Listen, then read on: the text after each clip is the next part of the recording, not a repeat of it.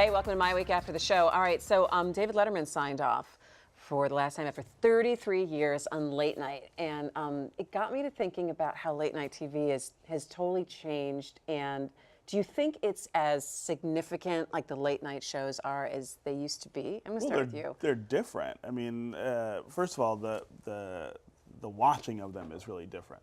So my almost 12-year-old son has become a huge Jimmy Fallon fan. Do you let him stay up that late? Which comes on far after his bedtime, but he gets up in the morning and streams it over I think it's Netflix or something, I hear him in there just cracking up at the jokes. He loves the little notes that Fallon writes to people, the thank you notes.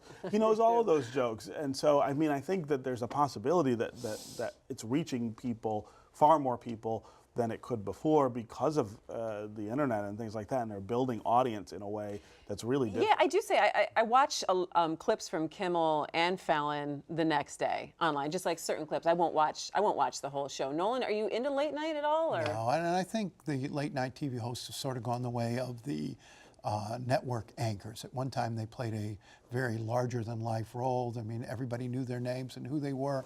And entertainment and television has become so diffused. I'm not sure any of them gets that sort of critical weight. It's not everybody watching the way it was with Carson. And there's so many of them now. I mean, I thought David Letterman had retired a year ago, for crying out loud. And no, I mean, I really did. And you know, at one point it was Johnny Carson and no one. Yeah. And now it's Jimmy Fallon and Jimmy Kimmel and a bunch of English guys later at night. And you know, you can't keep track of them all. And it's a sort of this endless. Good. Some are, but there's so many of them. I don't think any of them get the influence that, say, a Johnny Carson or even a Letterman when he first came on had before. You know, there was so much competition. Well, and he changed a lot. I was going to say, so we were talking about how he was like kind of the frat boy next door, and you made an interesting point about when he kind of turned. I think the shows he did after the 9/11 terrorist attacks really changed the space that he lived in and changed the way people related to him. He became a real voice for people in the city and what it was like to live there at that time and live through that. And I mean, I think that made him a more legitimate voice in a way that I have not seen other late night people be able to sort of duplicate.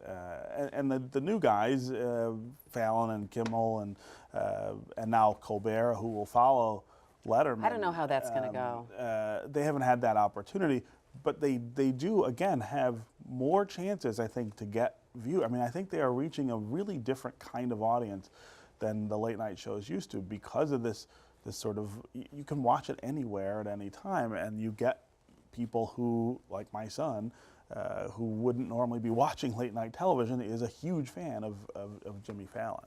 And I think you might get some interesting turnover as well when you've got Jon Stewart leaving The Daily Show later this summer.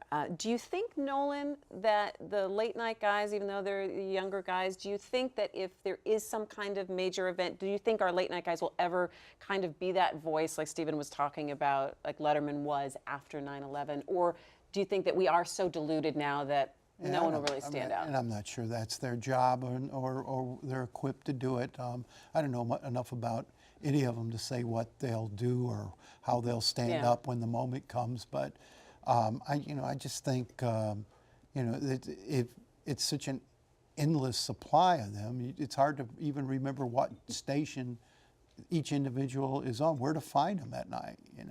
Local TV stations are having a heart attack right now. They're like, we've been promoting this. But it doesn't matter as much, right? I mean, if you're watching it on Netflix, what difference does it make what station it's on? Well, it makes a difference to the people who are trying to live off the advertising. The ads are all there. No, Stephen, you're going into the future where we don't have television stations anymore, and it's just all somewhere living online. Yeah, no, I mean, I think that is a game changer, and we'll see how that affects all of the... I mean, one thing that hasn't changed is still almost all male, all white. I mean, I don't know why Chelsea Handler didn't catch fire. She had a very funny show, but it was always on that show. Yeah, because it was always tucked away on the Comedy Network. But still, very little diversity in that That's true. that group of hosts. I mean, I know, it'll be interesting to see. Well, we'll always have top 10 lists and stupid pet tricks, right?